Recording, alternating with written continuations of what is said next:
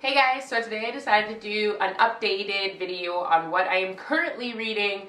I did a video a while ago of some books I bought, a book haul, I went to chapters, and right now I'm reading 3 books. I'm reading a non-fiction, a fiction, and yeah. So right now I'm reading 3 books. Usually I don't read 3 books at the same time. Usually I read 2 books. I'll read a non-fiction and a fiction, just to keep me interested, because sometimes I just get not really bored from the book, but I need a break. So it's good to keep 2 books going, and I love doing that. I recommend doing that, to be honest. I used to be honest, do 1 book at a time. Like, I must finish this 1 book first, and then I thought, I'm able to handle 2 books. I'm able to separate what's going on between 2 books. So I decided to try it, and I loved it, and I haven't gone back since. So my first book I am reading is called The Couple Next Door. I did mention this in my book haul. I finally started reading it, and I'm not like crazy far in to these books yet, due to the fact that I was reading some other stuff like biographies on the internet, and I was watching a lot of documentary videos, so it kind of took up my time watching those and reading biographies and stuff. So I kind of got back to the hard material of my books. So yeah, this one I'm reading, The Couple Next Door by Shari Lapena, if that is correct how you say it. This is what it looks like. So yeah, I did show this in my last video, and if you want to hear more about it, it is in my last video, so you can just click on my other videos to watch this, so I won't go too much into detail. So far when I was reading, it is a very easy read, very fast read. It's really quite good, to be honest. When I'm reading it, and obviously I don't want to give any spoilers, I kind of feel like I know what's going to happen at the end. I feel like right away, just grasping the idea and visualizing what's going on, I can picture the ending of the novel. And I don't know if it's going to end up being wrong. I really hope that my visualization and my thinking and my knowledge of what I believe is going to happen is not incorrect, because if it does happen, I will be like mind blown, even though I already know what it is. And I feel like that would be a great ending to this book. I recommend this book if you like that suspenseful thriller kind of novel and a bit of detective work. I recommend this book. It is great. There's also another book that I still have. It's called A Stranger in the House. I do have that book, haven't read it yet. I decided to start with this one, but I recommend it. I did get it from Chapters, as I mentioned before, for $24.95. So the other book I'm reading is A Brief History of the Medieval Warfare, the Rise and Fall of English Supremacy at Arms in 1314 and 1485. So this book looks kind of like this. So I did not buy this book. I actually borrowed it from my mom, who reads a lot of the medieval books and the history. She likes reading about history. And so I did borrow it for her. It says she bought it for $9.99, but I think she's had this book for a very long time. She knows I like reading about history, so she did recommend this book to me. So far I'm reading it. Obviously it's a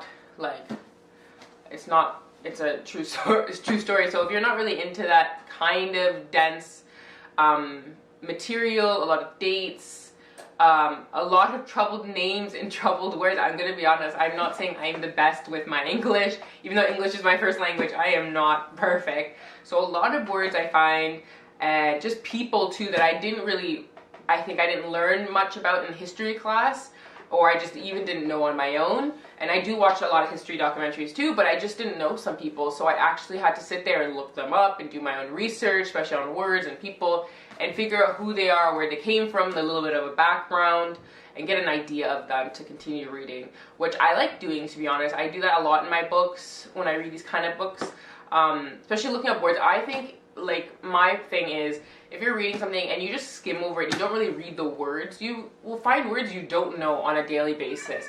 And I don't know if you can hear that, that's my cat. My boyfriend just left the house to go for a smoke, and now my cat's meowing.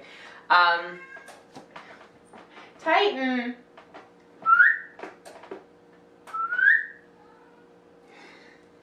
I whistle at my cat, it's a daily basis. So yeah, so far this book is really good. Obviously it takes place in England. It fought almost continuously war with the neighbours. This period saw an unprecedented supremacy of the English armies over those of Scotland and France.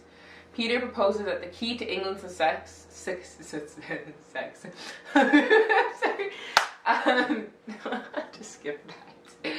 Peter proposed that the key to England's success lay in expert, well-financed preparation and a long view approach. Oh my God, guys, I can't read. To warfare. Interweaves his analysis with a dramatic telling of the main events on the land and at sea from a terrible defeat. So I think it's good. It's very powerful. It's very in-depth. To be honest, yes, it is a long book. This book is about, let me see here. It's about 505 pages. There is also, which I do love about this book, is, I don't know if you guys can see, there is actually also a glossary, which obviously for me in this kind of books is perfect, which I did use. To be honest, it's not my, usually I take notes in my book. Sometimes I highlight. However, I don't like highlighting all the time because I don't want to ruin the pages. So sometimes I will write in my books, or I would use like little sticky note tabs and just write so things I remember. But it's not my book, so I can't really do that.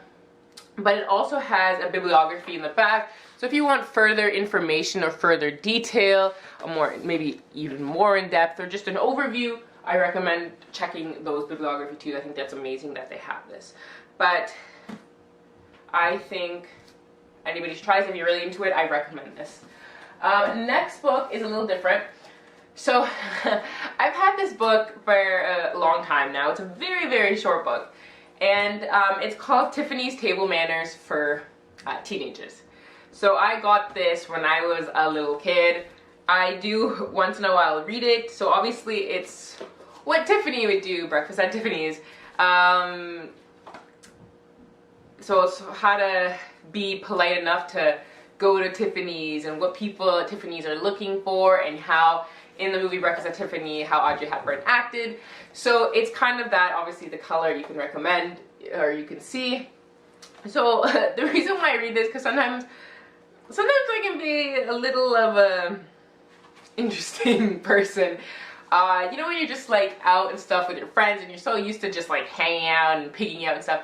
And sometimes I go out to nice places and sometimes I need to know how to act, or even just in general. I know that sounds really weird, but sometimes I can lack my table manners a little bit.